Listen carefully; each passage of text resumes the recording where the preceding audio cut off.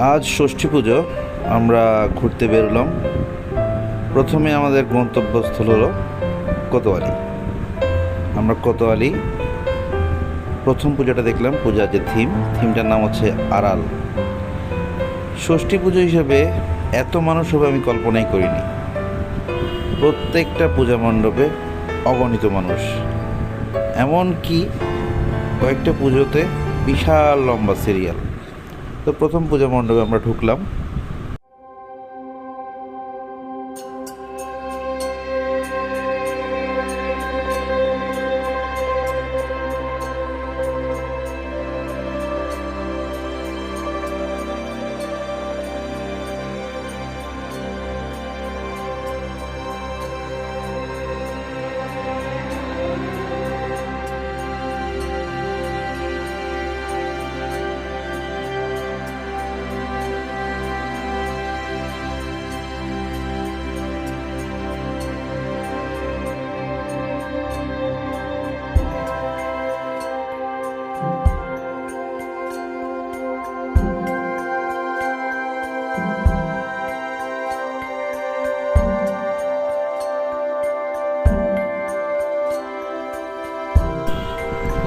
এরপরে চলে গেলাম সতীশবাবু লেনে।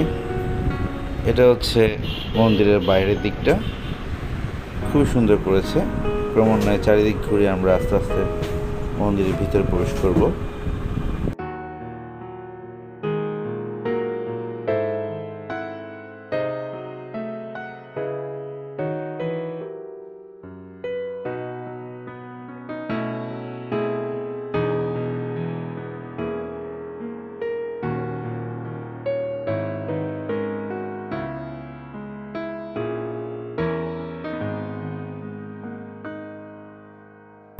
মায়ের অবয়বটি খুব সুন্দর, মুখমণ্ডলটি, চোখটি খুবই মায়া। খুব সুন্দর লেগেছে প্রতিমাটি আমার কাছে।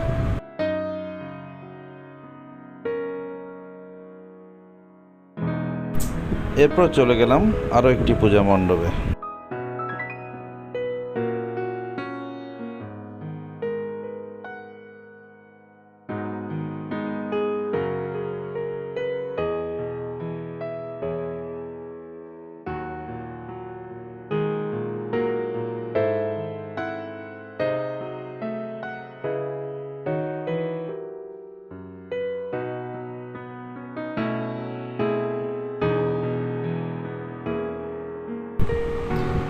এরপরে চলে এলাম গঙ্গাবাড়িতে।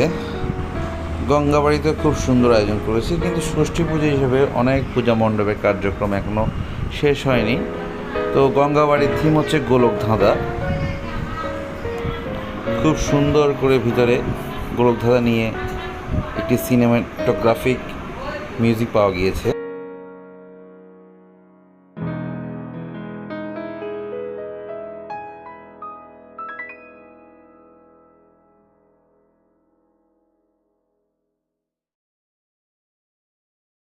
এরপরে ফিরিঙ্গি বাজার, শিববাড়ি দেখার জন্য চলে আসলাম। ফিরিঙ্গি বাজার শিববাড়ি যাওয়ার আগে পড়লো শাহাজিপাড়া। সেখানে ঢুকলাম সরু গলির ভিতর দিয়ে পূজা মণ্ডপ। খুব চেষ্টা করেছে সুন্দর করে ফুটিয়ে তোলার জন্য, কিন্তু পুজোর প্রস্তুতি এখন অনেকটাই বাকি রয়ে গেছে। ওনারা আমাদেরকে বললো সে কথাটা, যে ওনারা বুঝতে পারেনি আসলে এত কম সময়ে ষষ্ঠী পুজোর সময় এত লোকের সমাগম ঘটবে। তারপরও তাদের প্রতিমা এবং সব কিছু থিম খুব সুন্দর হয়েছে।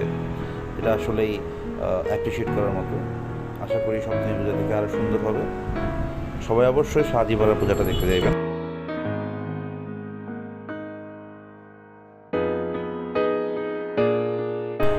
এরপরে চলে গেলাম শিববাড়িতে, কিন্তু শিববাড়িতে ঢোকার কোনো অবকাশ ছিল না। প্রচুর লাইন। এত বড় লাইন ভেদ করে শিববাড়ি পুজো দেখতে গেলে আনুমানিক 1.5-2 ঘন্টা সময় লাগবে। তাই দেরি না করে চলে গেলাম নালাপাড়া, দক্ষিণ নালাপাড়া। সেখানেও এক প্রকার শর্টকাট মেরে, সেখানেও দীর্ঘ লাইন, শর্টকাট মেরে চলে গেলাম পূজা মণ্ডপে। যদি সেটা অন্যায় করেছি, আমি ক্ষমা প্রার্থী আমার অন্যায়ের জন্য।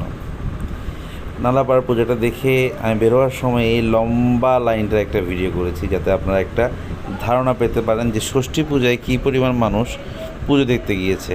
এবং যে লাইনটা দেখেছেন তার 3 গুণ লাইন হচ্ছে শিববাড়িতে ফিরিঙ্গি বাজার। তো সপ্তমী অষ্টমী যারা পুজো দেখবেন তারা অবশ্যই খুব আর্লি বেরোবেন। এরপরে চলে গেলাম আমরা একাত্তর গোষ্ঠী পুজোতে, চট্টগ্রামের অন্যতম নাম করা একটি পূজা বারেক বিল্ডিংয়ে। তো সেই পূজাটি খুব সুন্দর করেছে, একটি পল্লী মাতার থিম এই পূজাতে, খুব সুন্দর পরিপাটি একটি পূজা মণ্ডপ এবং প্রতিমাটি খুব মায়াবী।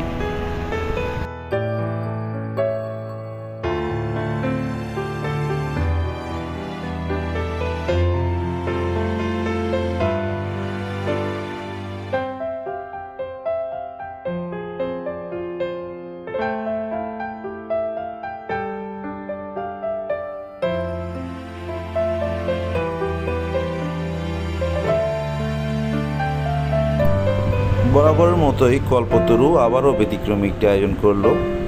সত্যি বলতে তাদের ছোট্ট পরিসরে পূজা মণ্ডপটি অসাধারণ হয়েছে এবং তাদের প্রতিমাটি এতটা মায়াবী দেখে চোখ ফেরাতে পারছিলাম না। কয়েকবার আমি প্রতিমাটা দেখেছিলাম এবং খুব দৃঢ়চিত্তে অনেক স্থিরভাবে প্রতিমাটি তাকিয়েছিলাম। এত সুন্দর প্রতিমা কীভাবে হয় এত ছোট্ট একটি জায়গার মধ্যে। আপনারা অবশ্যই কল্পতরুর এই পুজোটি দেখতে যাবেন বারেক বিল্ডিংয়ে। একই সাথে বারেক বিল্ডিংয়ের যে বারোয়ারি পূজাটি সেটিও খুব সুন্দর ছিল, অনেক প্রতিমা। এবারেও তাদের থিম ছিল ঈশ্বর। এখানে প্রথমে হনুমান দেখা যাচ্ছে, বিভিন্ন প্রতিমা রয়েছে এখানে, অনেক সুন্দর সবগুলো পরিবেশ। তো আমি ষষ্ঠী পূজা বিধে হয়তো এখানে তো ফ্রি পেয়েছি, সপ্তমী অষ্টমী নবমীতে এখানে হয়তো বা অসম্ভব হয়ে পড়বে।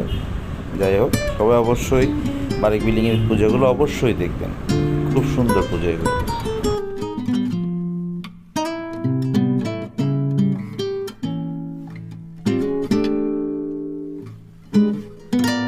পরিশেষে যতগুলো পুজো মণ্ডপ ঘুরেছি সবগুলো প্রতিমার এক একটা ছবি এখানে দিয়ে রাখলাম, আপনারা দেখতে পারেন কোন প্রতিমাটা সবচেয়ে সুন্দর লেগেছে। যদিও মায়ের প্রত্যেকটা প্রতিমা প্রত্যেকটা অবয়ব খুবই সুন্দর। সবাই আশীর্বাদ করবেন। সময় সুযোগ থাকলে সপ্তমী পূজা পরিক্রমারও এরকম একটি ভিডিও দেওয়ার চেষ্টা করব। নমস্কার।